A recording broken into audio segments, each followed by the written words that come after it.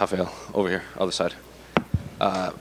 Another fight week, another young, up-and-coming fighter for you. So I'm curious, when they approached you with Mateusz Gamrot at lightweight, no less, what went through your minds when they asked you to drop back down and challenge another one of these guys that's on the rise? Yeah, I think it was when I spoke to my manager, to my coaches, and they loved the fight. It's a good matchup, and it will put me right back on that mix again. And I think I'm happy to be back, to be competing, and at lightweight, the division that I had most success on my career. And yeah, and it's a great fight for me. So when you did decide to drop back down to lightweight, was it specifically because they offered you Gamrot and he is highly ranked, or were there other matchups that you would have liked in that top 15 that would have also brought you down? Yeah, he was on one of the options. Gamrot has, he was at one point backup fighter for a title, and that's a good fight that could put me right back on that mix. Of course, there are other names that could make that drop again, but yeah, the reason it's I know my finish line is closer than my start line. But I'm still feeling in great spirit, great shape, and ready to make that drop again. That to 155. It's not that hard, not that easy to me, but I'm still committed to it and still want it. What do you make of Gamrot's skill set in there? I think he's a European ADCC champion. He was a champion before he got to the UFC. So what do you make of his skills in there? Yeah, he's a good grappler and great wrestling skills too. I've been trained at B Team, Austin, Texas, and with the best grapplers in the world, and it's been helping a lot. It was good for me to dig back on my roots. Brazilian Jiu-Jitsu is my background, and it was good for me to go back and dig back on my roots again and train more ground game and train more wrestling. It was a good challenge for me. And what do you make of the state of the lightweight division now? Because you have guys like you and Dustin and Charles. They're fighting these guys like Armin and Gamrot and Benoit Saint-Denis. Michael Chandler's waiting for Conor. Patty's all of a sudden very popular too. So what do you make of this 155-pound division right now from when you last left? Yeah, a lot of new blood, a lot of new guys, and yeah, my goal is keep winning my fights, and I believe back on the days I was thinking of myself, like back on the days when I won a championship belt, I kind of forgot about. I said I'm not gonna put my focus on the belt and keep winning my fights, keep having good performance, and I have the same mindset right now.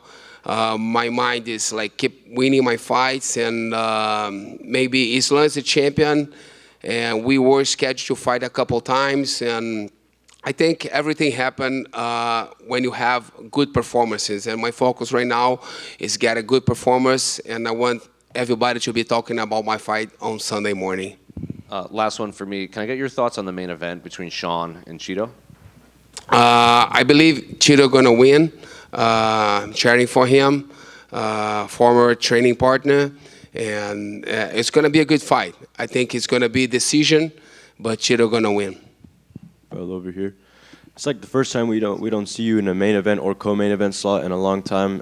Curtis Blades was in here earlier, and he said he actually prefers to fight earlier on a preliminary card. So, is that something you even think about or care about, or is that just extra stuff for you?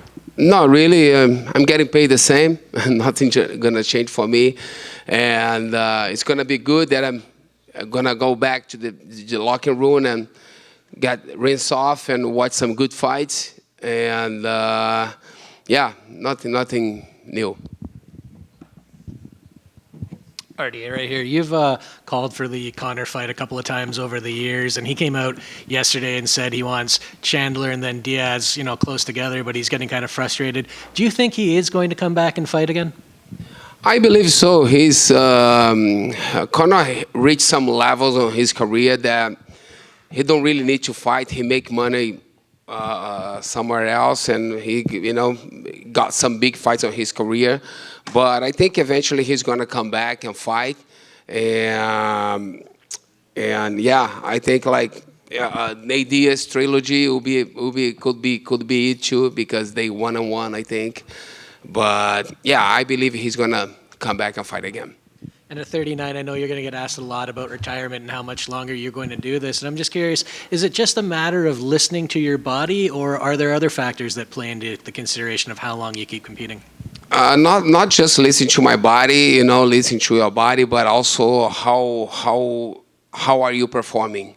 And I look at my fights, my previous fights, and I still performing well. I'm still going distance with bigger guys and younger guys, and still training well. And as long as I'm around and able to train and performing well, I'm gonna keep doing it.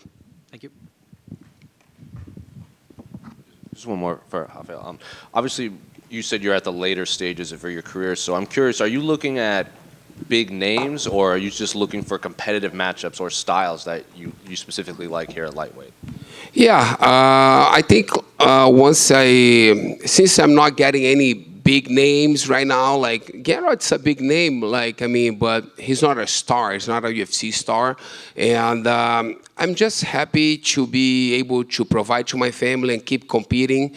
And I think having good performances, big fights will come. Who would you consider a star in this division outside of Conor and the champion? I believe Charles Oliveira is a big star. Justin Poirier is a big star. Justin Gagey too, and that's a bunch of guys on this division.